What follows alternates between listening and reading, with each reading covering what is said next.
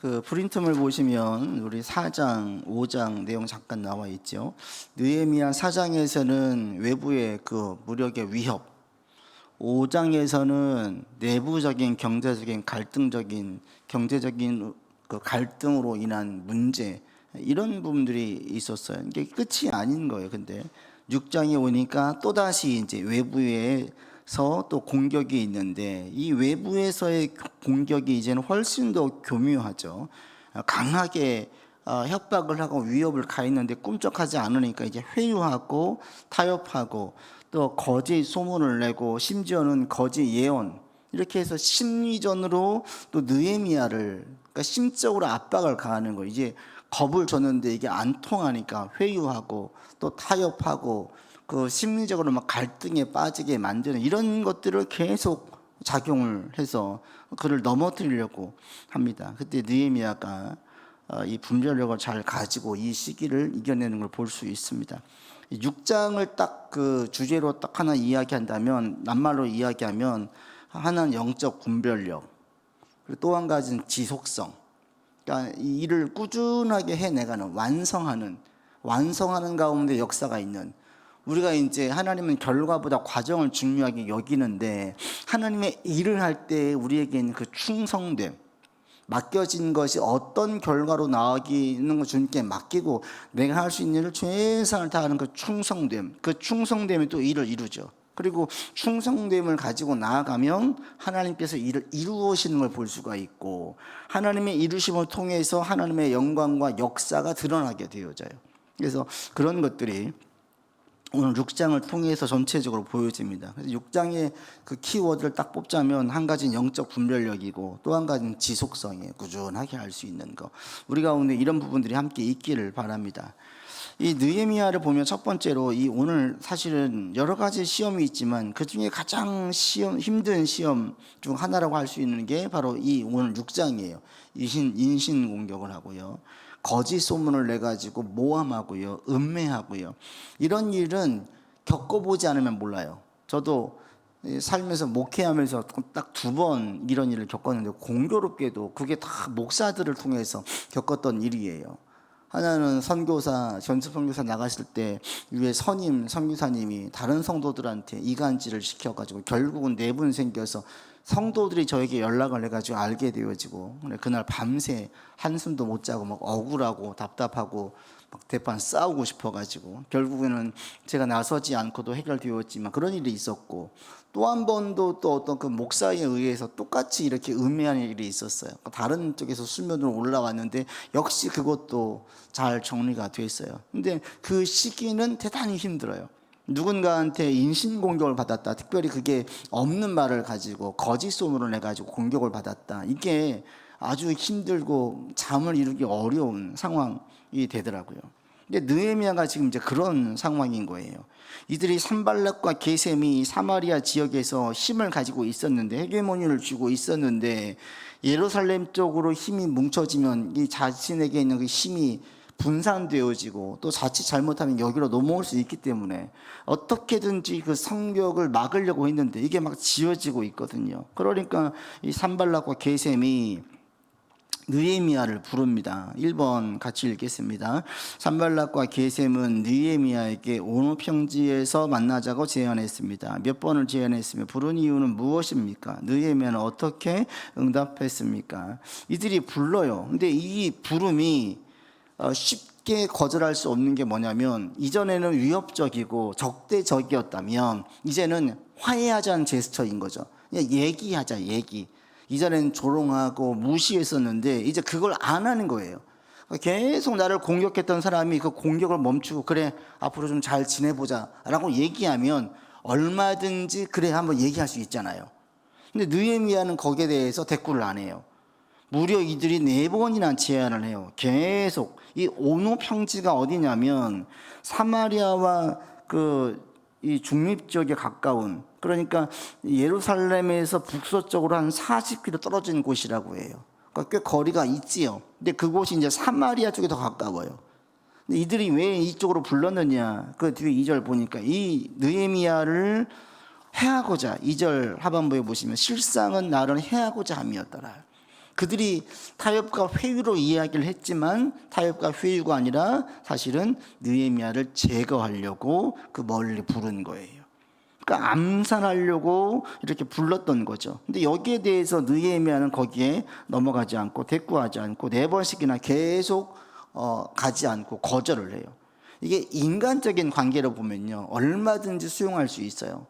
그들이 계속 힘들게 있었기 때문에 이제 외부의 힘든 것들을 평화적으로 해결하면 얼마나 좋았습니까? 그러니까 그들이 부를 때에 얼마든지 갈 수 있어요. 근데 느헤미야는 안 갔어요. 왜 안 갔습니까? 이것이 느헤미야는 영적으로 이거 분별을 한 거죠.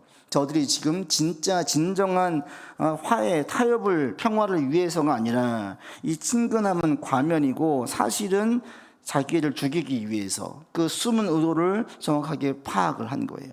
그래서 느헤미야가 가지 않고 그들의 대화에 대한 제안을 거절했죠. 이렇게 되면 또 다른 공격이 들어오겠죠. 그러나 거기에 대해서는 타협할 수가 없는 거예요. 느헤미야가 이렇게 나가는 거죠.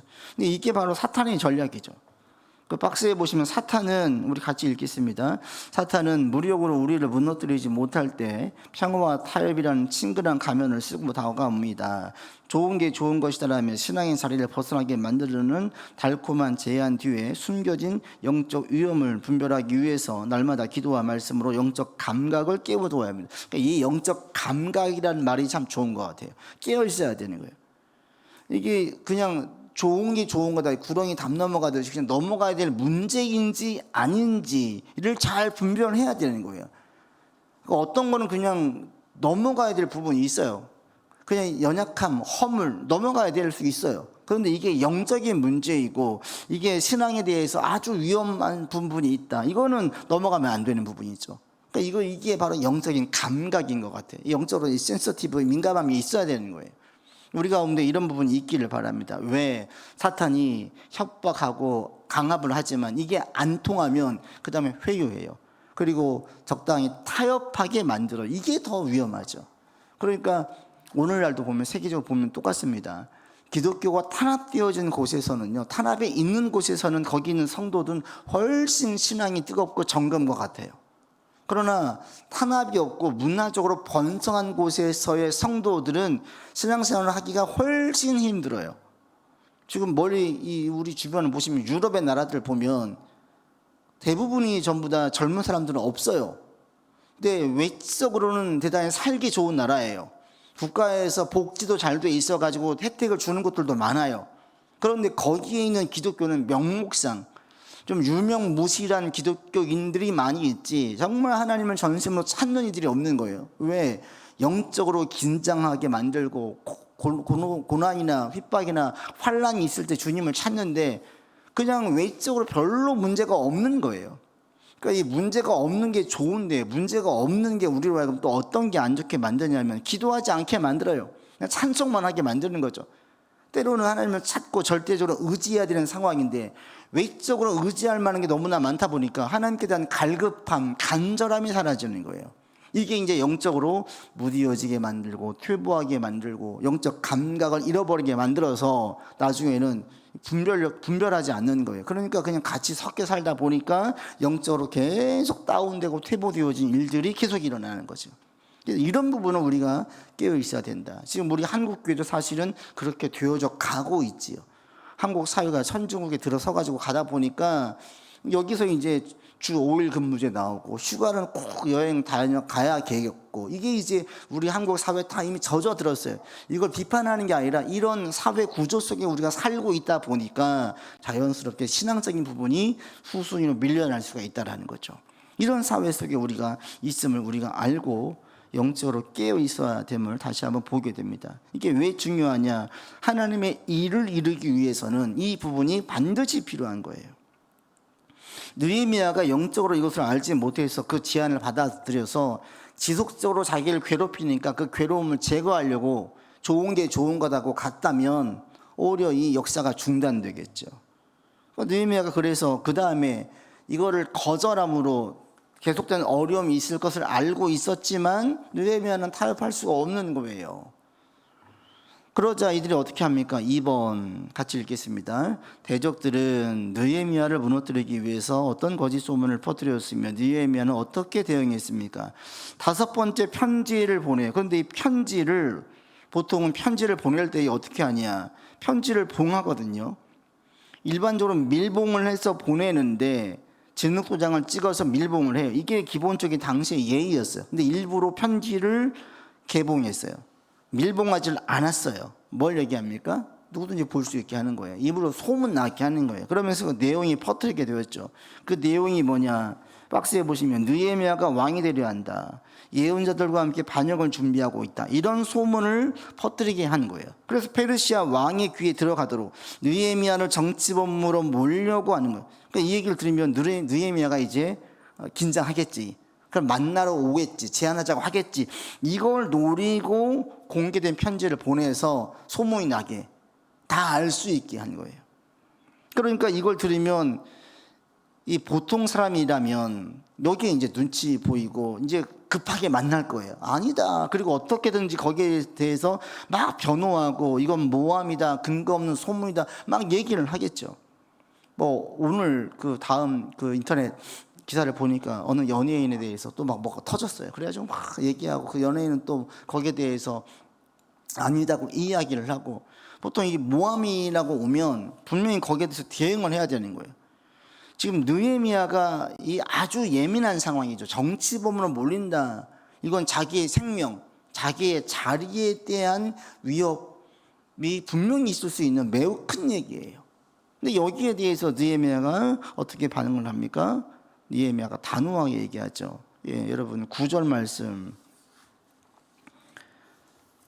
같이 읽겠습니다. 내가 또 이르기를, 9절 말씀 읽겠습니다.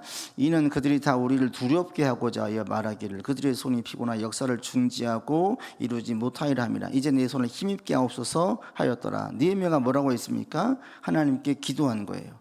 8절에 보시면 내가 말한 바 이런 없는 일이고 내 마음에서 지어낸 것이라, 딱 그렇게 이 얘기를 해요. 여기에 대해서 뭐 다른 어떻게 왕에게 편지를 쓴다거나 로비를 한다거나 이것을 어떻게든지 분명하게 아님을 이야기한다거나 라고 하지 않아요. 그리고 그 다음에 이걸 딱 이야기한 다음에 하는 게 뭐냐면 기도예요. 하나님, 주님께서 이 모든 것들을 역사를 중지하고 이루지 못하게 되는 것이 아니라 계속 진행될 수 있도록 힘을 주십시오 라고 이야기를 해요. 그래서 이게 느헤미야가 이 상황에서 매우 지혜롭고 신앙으로 접근을 하는 부분이죠. 보통 이렇게 거짓 소문이 나면 더 빨리 퍼지고 사람들은 거기에 대해서 어떻게든지 이것을 변호하려고 하거든요. 근데 느헤미야에게서는 그런 모습이 안 보여요. 왜 안 보이느냐? 여러분 박스의 2번째 하반부 보시면 이걸 보는 거예요. 사람들의 평판이 아니라 하나님의 평가를 느헤미야는 더 중요하게 여기기 때문에 그래요. 느헤미야는 왕의 눈치보다는 하나님을 더 의식했고 그 자리에 연연하지 않은 거예요. 이 자리가 너무너무 중요한 자리에서 계속 유지해야지. 이 자리에 대해서 탐하는 마음이 있었더라면 어떻게든지 왕에게 해명을 하고 이 소문이 퍼지지 않게 하고 급하게 빨리 이들을 만났을 거예요. 근데 느헤미야는 그렇게 하지 않습니다. 왜 그러느냐? 그 자리에 연연하지 않는 거예요. 왕의 눈치보다 하나님을 더 크게 의식한 거예요. 그러다 보니까 여기에 대해서 어떻게든 변호하려고 하지 않고, 억울한 일을 당할 때 이걸 막 변호하려고 하지 않고, 비난에 대해서 일일이 대응하려고 하지 않고, 이걸 막 증명하려고 하지 아니하고 하나님께 맡긴 거예요. 근데 억울한 모함, 근거 없는 소문은 결국 시간이 지나면 하나님께서 이게 해결하게 해주세요. 그러니까 우리가 할 것은 거기에 대해서 막 급하게 변호하고 해명하고, 이게 제가 이제 목회할 때 참 많이 겪어요. 사람들과의 관계에서 오해가 쌓일 때가 있어요. 관계가 소원해질 때가 있어요. 뭔가 조금 오해가 있어가지고 어색해질 때가 있어요. 근데 이것을 굳이 막 일부러 풀으려고 하면 이게 더 꼬일 때가 있어요. 그러니까 내가 보기에 크게 문제가 없었고 합당하게 했었고 그게 어떤 오해의 부분이 있었다고 한다면 그냥 내버려주면 돼요. 그래서 내버려두는 경우가 많습니다. 그냥 그러면 시간이 흐름에 따라서 바른 게 드러나더라고요. 그렇게 하면서 관계가 개선되어진 경우가 훨씬 더 많았지. 문제가 있어서 이걸 뭐 어떻게든 해결하려고 막 찾아가고 또 해명을 하고 이런 경우는 상황을 더 어렵게 만들어요. 지금 느헤미야가 그렇습니다. 여기에 대해서 변명을 하거나 당황하거나 어떻게 개인적으로 찾아가거나 하지 않아요. 그냥 하나님 앞에서 나는 꺼리낌 없고 당당했다. 그러면 하나님께 맡기고 그냥 자기 할 일에 집중하는 거예요. 그쪽에서 계속 제안이 오지만 그들의 공격이 있을 것을 알고 있지만 그냥 그걸 감내하고 가는 거예요. 왜? 이건 타협할 부분이 아니니까. 저들은 지금 나한테 좋은 쪽으로 접근하는 게 아님을 느헤미야가 알고 있기 때문에. 그러니까 여기서 계속 나오는 게 뭐냐면 그래서 영적인 분별이에요. 이걸 잘 분별해야 돼요. 힘들지만 그 힘든 부분들을 그냥 안고 갈 것인지 좋은 게 좋은 거다고 타협을 할 것인지. 근데 타협을 했으면 이게 중단됐겠죠. 느헤미야는 제거됐겠죠. 그래서 느헤미야는 사람들의 평판, 여기 가장 느헤미야에게 민감할 수 있는 그 문제를 잘못된 소문을 퍼뜨렸는데 거기에 대해서 느헤미야가 크게 대꾸하지 않아요. 거기에 힘을 쏟지 않아요. 막 긴장하지도 않아요. 그리고 하나님께 맡기고 힘을 구하는 느헤미야를 보게 됩니다. 그러자 이제 또 이걸로 안 끝나요. 3번에 보시면 같이 읽겠습니다. 스마야는 어떤 거짓을 예언했으며 느헤미야는 그것이 하나님의 뜻이 아님을 어떻게 분별했습니까? 스마야가 나와가지고 갑자기 거짓 예언을 하는 거예요. 여러분 10절로 가보십시오. 10절 같이 읽겠습니다. 이후에 무헤다벨의 손자 들라야의 아들 스마야가 두문불출하기로 내가 그 집에 가니 그가 이르기를 그들이 너를 죽이러 올 터이니 우리가 하나님의 전으로 가서 외소 안에 머물고 그 문을 닫자. 저들이 반드시 밤에 와서 너를 죽이기라. 이렇게 얘기를 한 거예요. 느헤미야에게 어떤 거짓 예언을 하냐면 저들이 너를 죽이려고 한다. 그러니까 이 성전에 들어가서 피해 있자라고 이야기를 해요. 근데 이것은 나중에 보니까 거짓이었죠. 이것이 사실은 13절 보시면 뇌물을 준 까닭으로 자기를 두렵게 하려고 했던 거예요. 12절에 보시면 같이 읽겠습니다. 깨달은즉 그는 하나님께서 보내신 바가 아니라 도비야와 산발랏에게 뇌물을 받고 내게 이런 예언을 함이라. 뭐 했습니까? 예언을 한 거예요. 하나님의 뜻이다. 너를 보호하기 위해서 지금 나를 통해서 예언하게 했다라고 얘기하는 거예요. 그러면서 하나님의 전 예루살렘에 들어와 있자. 근데 예루살렘은 느헤미야가 들어와 있을 수가 없죠. 제사장이 아니기 때문에. 이렇게 얘기를 하는 거예요. 이제는 뭘로 얘기하는 거예요? 처음에는 느헤미야의 그 외적인 것들, 그 자리, 사회적인 지위와 자리를 가지고 비방했고 소문을 냈다면 이제 영적인 것을 가지고 얘기하는 거예요. 하나님께서 이렇게 얘기하셨다. 예언을 가지고 얘기하면서 마치 느헤미야를 보호하는 것처럼. 근데 이게 사실은 보호가 아니었죠. 역시 이것도 영적 분별력이 필요한 거예요. 그래서 느헤미야가 뭐라고 합니까? 12절에 깨달은즉이라고 얘기하죠. 느헤미야가 깨달은 거예요. 이 영적 분별인 거예요. 우리가 이게 참 중요합니다. 이런 비슷한 사례들을 참 많이 봐요. 특히 이제 기도하시는 권사님들, 뭐 장로님, 기도원, 소위 기도하시는 분들 오랫동안 막 40일 작성 기도도 하고 금식 기도하고 매일 기도 몇 시간씩 하시다는 분들, 이런 분들이 가끔씩 예언을 할 때가 있어요. 뭐 누구 집사님 얘기 뭐 이쪽으로 보내야 되고 뭐 해야 되고 이게, 그리고 또 그걸 듣고 따르는 분들이 있어요. 이럴 때 보면은 참 이게 분별을 하지 못하는 분들을 종종 봐요. 영적 분별은 기도로 하는 게 아니에요. 뭘로 해야 돼요? 철저하게 말씀으로 해야 돼요. 말씀으로. 하나님 말씀에 근거해서 맞는지 안 맞는지를 봐야 되는 거예요. 여러분 박스 한번 같이 보겠습니다. 같이 읽죠. 거짓 예언은 하나님의 이름을 사용하지만 하나님의 뜻과 다를 수 있습니다. 느헤미야는 두려움보다 말씀을 기준으로 판별했습니다. 영적 분별력은 감정이 아니라 하나님의 말씀에서 나옵니다. 때문에 말씀을 제대로 알아야 합니다. 그러니까 영적 분별력을 가진 사람들, 하나님의 뜻을 알기를 원한다면 그래서 힘써서 성경을 봐야 되는 거예요. 뭘 알아야 되는 거예요? 성경을 통해서 하나님의 속성을 알아야 되는 거예요. 하나님이 어떤 분이신가, 하나님은 어떤 마음을 가지고 있고 어떻게 우리를 대하고 있는지를 성경을 통해서 알아야 되는 거예요. 지식을 쌓는 게 아니라. 그러면 어떤 일이 있을 때에 그것을 바르게 분별할 수 있는 거죠. 그러니까 이거 그 상담을 하면 이런 경우 참 많이 봐요. 이거는 하나님께 물어야 될 부분인지 응답을 받아야 될 부분인지 자기에 있는 이성을 가지고 상황들을 파악하고 분별해 가지고 답을 찾아가야 될 부분인지 이걸 잘 분별하지 못한 경우들 종종 봅니다. 이건 지금 기도할 영역이 아닌 거예요. 자기가 정보를 가지고 얻어서 데이터를 근거해서 찾아야 되는 영역인 거예요. 그런데 그렇게 하지 않아요. 기도만 하면서 어떤 알려주시기만을 바라요. 어떤 경우는 상황을 통해서 말씀하시는 경우가 있어요. 근데 상황만 가지고 말씀을 하나님의 뜻을 헤아리면 또다시 어려움에 빠지기도 하죠. 그렇게 따지면 요나가 하나님 말씀에 순종하지 않아서 도망갈 때 배가 탁탁탁 있었거든요. 상황이 풀리는 거예요. 이게 하나님의 뜻입니까? 아니었거든요. 그래서 상황에 따라서 잘 분별할 필요가 있기도 해요. 상황을 적용해 이게 하나님의 뜻으로 해석하는 경우가 맞을 때도 있고 안 맞을 때도 있어요. 잘 분별해야 되는 거예요. 근데 무엇보다 우선한 것은 뭐냐? 말씀인 거예요. 말씀. 하나님의 말씀인 이 하나님의 속성의 근거에서 먼저 살피고 거기에서 문제가 없다면 상황을 보고 또 거기에서 전체적인 정보도 데이터를 가지고 살펴보고 그러면서 선택을 해야 되는 거죠.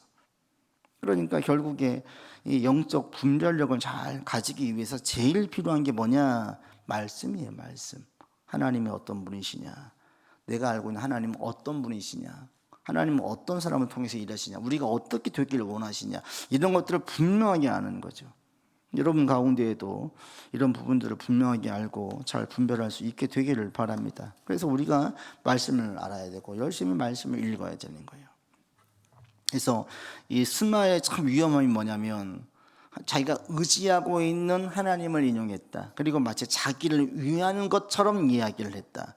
겉으로는 그랬죠. 근데 속으로는 어땠습니까? 위하는 게 아니라 뇌물을 받고 있던 거예요. 그 다음에 4번 같이 읽겠습니다.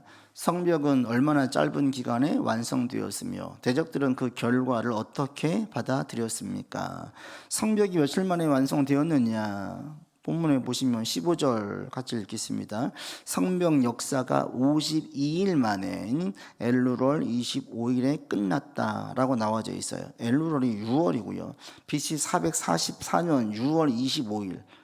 무려 이 예루살렘 성벽이 140여 년 동안 무너져 있었어요. 140여 년간 무너져 있던 그 성벽을 단 52일 만에 완공을 한 거예요. 그러니까 140년 동안 계속 흉물스러운 상황으로 놓여 있었던 것들이 단장이 되어지면서 이게 딱 건물이 예쁘게 지어지는 거예요. 가끔 지나가다 보면은 공사가 되다가 멈춰진 곳들이 있어요. 부도가 났거나 이게 이제 안 되어서 딱 공사가 중단돼 버려진 건물들을 가끔 볼 때가 있거든요. 얼마나 흉물스러워요. 그게 무려 140년간 간 거예요. 그러니까 이걸 누가 한다? 엄두를 못 내죠. 이거 하려면 누군가 감내해야 되고 큰 수고를 들여야 되거든요. 이게 못하는 거예요. 140년간 아무도 못했던 성벽을 재건을 한다? 지금 느헤미야가 주도했지만 얼마나 어려웠습니까? 이게 그 다음 5번에 또 나오지만 이게 이해관계와 얽혀져 있어요. 이해관계도 얽혀져 있죠. 정치와도 있죠. 권력과도 연결되어져 있죠. 동원되어진 사람도 필요하죠. 그리고 거기에서 얻어진 이익은 뭐가 있습니까? 개인적인 이익은 아무것도 없죠. 누가 달려들기가 어려운 거예요. 할 수가 없어요, 이것이. 무려 140년 동안 안 됐던 것을 누가 할 수가 있습니까? 그런데 느헤미야가 주도했을 때에 단 52일 만에 140년간 못했던 것들이 단 52일 만에 완성이 된 거예요. 그래서 이게 52일 만에 완성이 되자 이거 보고 어떻게 됩니까? 16절 우리 같이 읽겠습니다. 우리의 모든 대적과 주위에 있는 이방 족속들이 이를 듣고 다 두려워하여 크게 낙담하였으니 그들이 우리 하나님께서 이 역사를 이루신 것을 알미니라.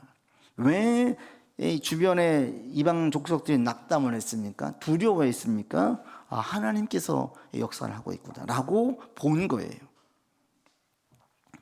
여러분 박스에 보시면 같이 읽어보죠. 사람들은 하나님의 능력이 나타날 때 하나님을 보게 됩니다. 성벽은 사람의 힘으로만 완성된 것이 아니라 하나님의 도우심으로 이루어진 역사입니다. 하나님의 일을 끝까지 감당하면 하나님께서 영광을 받으십니다. 성도의 삶은 하나님을 증거하는 통로가 되어야 합니다. 어떻게 통로가 되어집니까?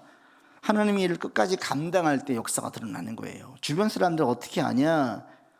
오늘 본문처럼 안 될 것 같은 게 될 때에 되게 만드시죠. 하나님께서 우리가 하나님을 의지하고 나아가면 그 되게 만들어요. 그러면 이 되어지는 결과물을 보고 완주된 꾸준함을 보고 하나님의 능력이 드러난 통로로 이게 사용되는 거예요.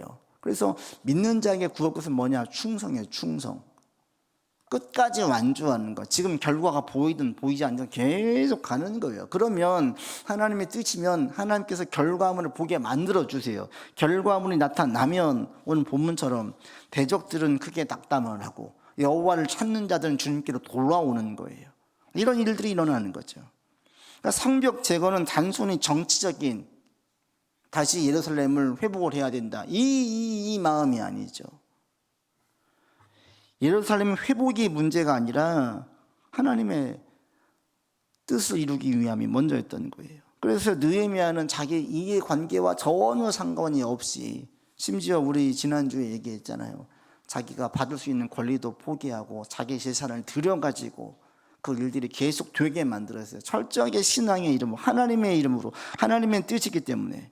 그러니까 느헤미야가 이 일을 진행할 때 자기 자리라든지 어떤 세상적인 영달을 위해서가 아니었기 때문에 이런 인신공격과 음해가 들어와도 여기에 낙담하지 아니하고 휘둘리지 아니하고 계속할 수 있었던 것입니다. 우리 신앙, 우리의 삶도 마찬가지예요. 살면서 어려움이 없으면 얼마나 좋아요. 어려움이 없는 인생이 어디 있습니까? 그럴 때 크게 낙심하는 자들이 있어요. 왜 그래요? 그 상황들 너무 크게 보니까 그래요.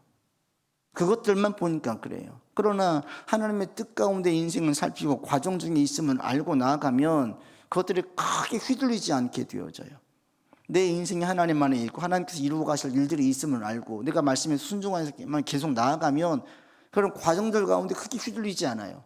그럼 인생은 마무리 지을 때에 우리 지난주 에베소 말씀처럼 걸작품이 되게 만들어 주시는 거예요.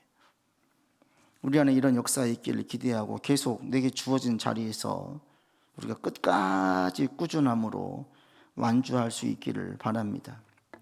그것이 하나님의 능력이 나타나게 만들어 줍니다. 5번 같이 보시죠. 같이 읽겠습니다.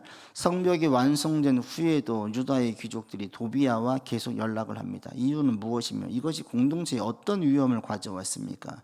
왜 그랬습니까? 보니까 본문 보시면 같이 봅시다. 18절 읽겠습니다.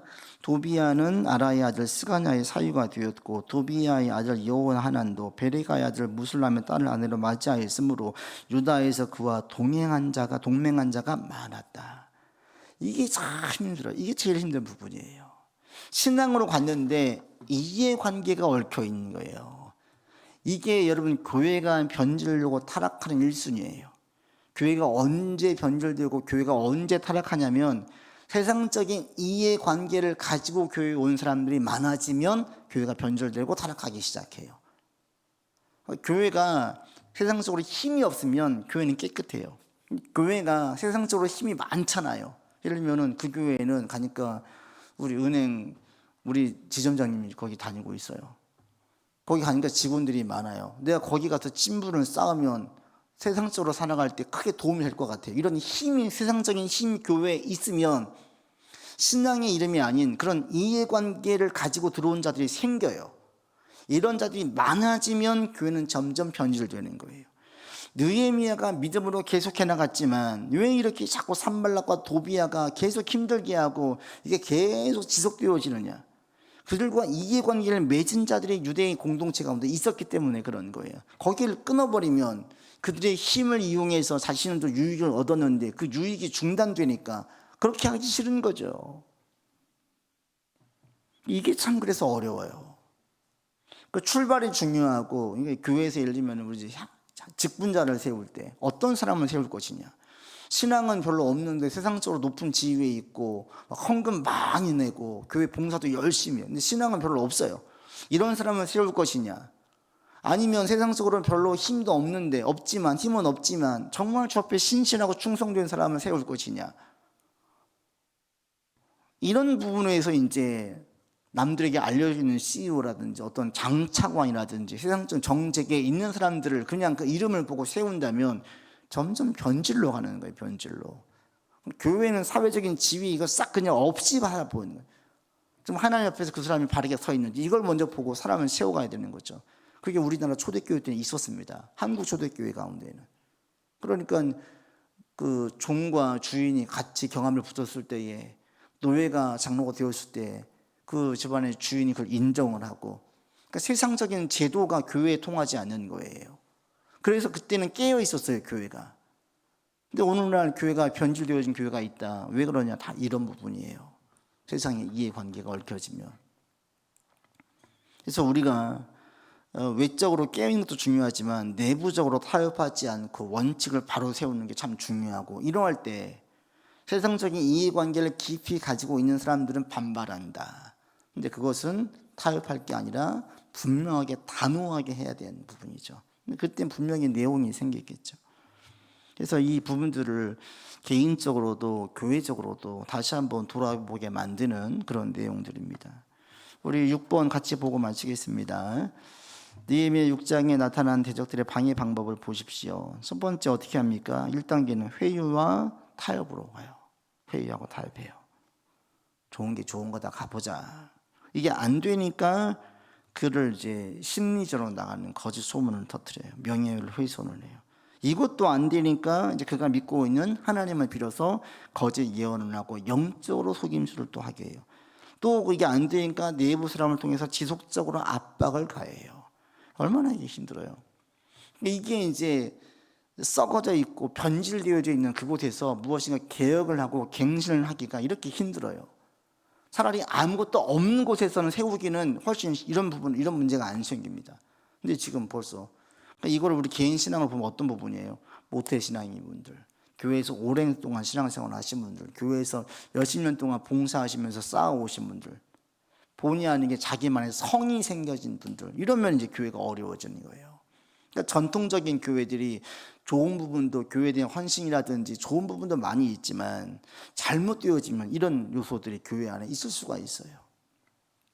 그래서 우리 교회가 바르게 서 가기를 원하고, 여러분의 신앙도 우리가 영적 분별력을 가지고 또 주신 자리에서 충성해 가면서 하나님 일들이 내 안에서 내 삶에서 일어나고, 이걸 통해서 주변 사람들이 주님 당신을 보니까 정말 하나님이 계시네요 라고 고백할 수 있게 되어지고, 당신이 다니는 교회를 보니까 하나님이 계시네요 라고 고백이 되어지는 이런 복된 교회가, 영광스러운 교회로 우리도 교회가 설 수 있기를 바라고, 여러분도 그런 삶이 되기를 바랍니다. 우리 박스 마지막 그 밑에 부분 읽고 마치겠습니다. 하나님의 능력을 나타내는 사람은 환경에 따라 움직이지 않고 하나님의 뜻에 움직이는 사람입니다. 인생의 목표를 사람의 인정이나 성공에 두지 말고 하나님께서 맡기신 사명을 완수하는 데 두십시오.